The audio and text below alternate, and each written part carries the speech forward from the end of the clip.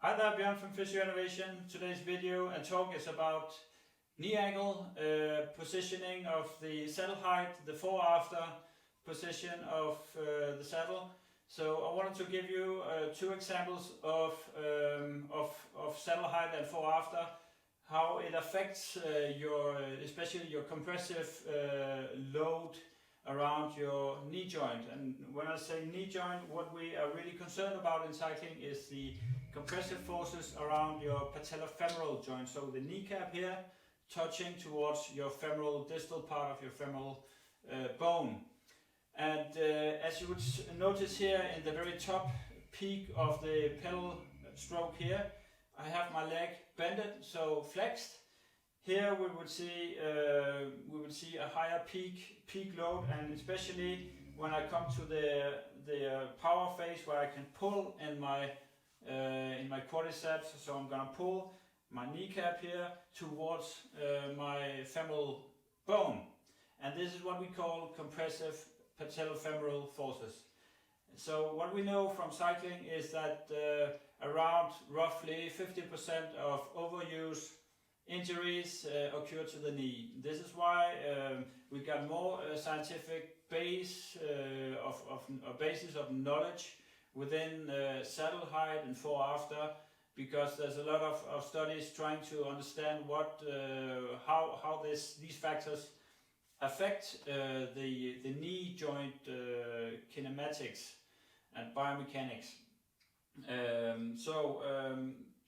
One example, for example, if I was to be in a lower position, what would happen here is that I would tend to have a higher compressive load of my patellofemoral joint, and this simply because I would have a higher degree of flexion when I come up to the top point here. So when I'm up here, as you saw before, I was a little bit more stretched out here, but now I'm quite flexed, and this means that I would have higher load going around this part here. Don't despair, because your tendons around it, your joints there, they are made to be loaded, so they're built for that. They withstand compressive, tensile and torsional loads. They're built for this. But in cycling, as you may well know, we have thousands of repetitions of cycling movements going on all the time. And if you add, let's say, a period where you have a bad recovery, but at the same time higher load in your training volume, more hours, more intensity, and so on, with a too low saddle position, you increase the risks of having overuse injuries. This is why a bike fit, a proper bike fit, dynamic bike fit, where you take into consideration, as I've already talked about, the different positions you would end up racing in or training in, on inclines, in different intensities, going flat out, on the flats, different positions with your torso and so on. This is why you need to take into consideration how your knee reacts upon these different factors. So what I always try to understand before a positioning of a given rider is how the rider's mobility, flexibility and so on is. Say you had again a rider with a lower mobility and flexibility with a quite tight posterior chain here.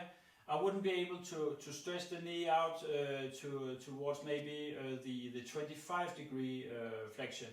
So 25-degree of flexion, I could try and replicate it. It would be a quite high position of your saddle.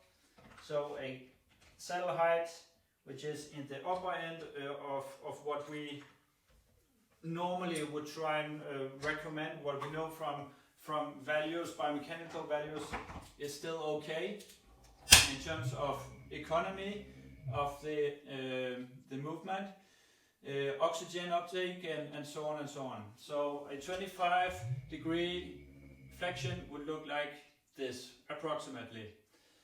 And a 35-degree flexion would look like this approximately. So I'm actually changing quite some, and what we also know is that only a 5% change in your saddle height affects 35% of your knee joint kinematics. So it's quite some. It's a significant amount of change that the actual saddle height impacts. So a 35-degree angle would look around this approximately.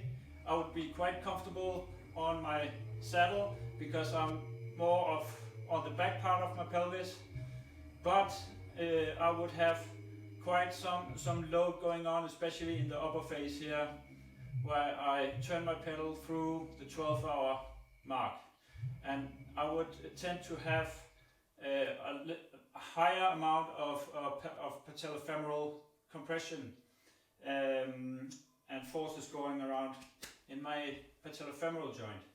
So often what I see is that when riders come in with a quite low position, to accommodate this position and to get their power numbers up, they often tend to have a high RPM.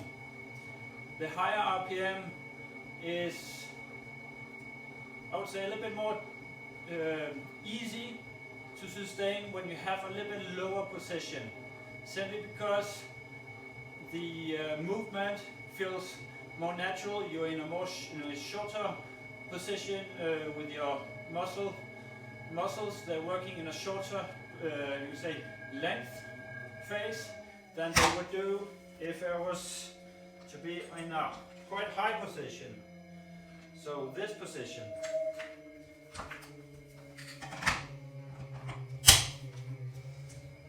Here you would see riders maybe struggling with the high RPM, also because the pelvis would rock from side to side because I'm too high, right? So they would maybe prefer to be a little bit more on the force. So more on force, and this is why also I would recommend a higher position for people on the track, or for riders on the track, for example, with higher gears, more explosive than I would to a mountain biker, to a cyclo-cross rider. Also because the technicalities of both mountain biking and cyclo-cross, they are more towards the technical part. You need to be easy going off your saddle, easy adjusting for the terrain. You got bumps all the time, and when you're in a quite far stretched out position, you would be on the front part of your pelvis, and this is a quite sensitive area. So obviously taking a lot of hits in this particular area isn't super healthy, and that's why also a lower position of a lower saddle height in those type of cycling sports I would definitely recommend compared to a track rider, compared to some triathletes, compared to some road cyclists. Again, depends on the flexibility and the mobility you've got in, for example, the posterior chain here, muscle chain.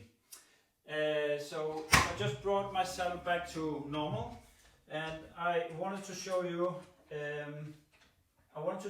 what the fore-after positioning of your saddle, how that affects also your knee joint kinematics. So the fore and then after, obviously that affects also the compressive load that you have going around your patellofemoral joint. So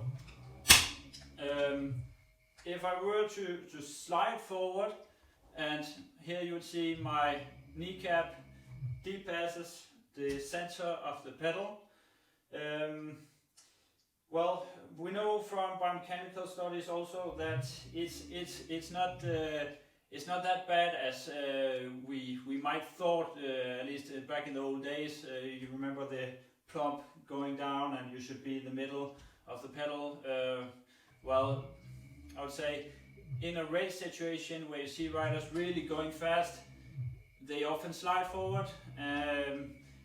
In a time trial position, you're also getting your knee in front of the mid center of the pedal. So yeah, it's not that bad as one might think. But let's say I had a quite rearward position here in my saddle. What would happen here is that I would again tend to be in the quite stretched out phase here of my knee joint, and this means that when I come down to the bottom phase here, I would have quite an eccentric load here going on in my posterior muscle chains, hamstrings, so that would pull in my knee joint here, so pull backwards and try to stop me from overstretching, you would say. And this could also affect your knee joint, you could say compressive forces, so forces going around your tibia and your femur, so the tibia here and the femoral part here. So a too stretched out position or rearward position on the saddle, that would give you a relative higher effective saddle height, as you would see here, compared to if I were more in the front. You see my knee flexes here, here I stretch my knee. Flex, stretch.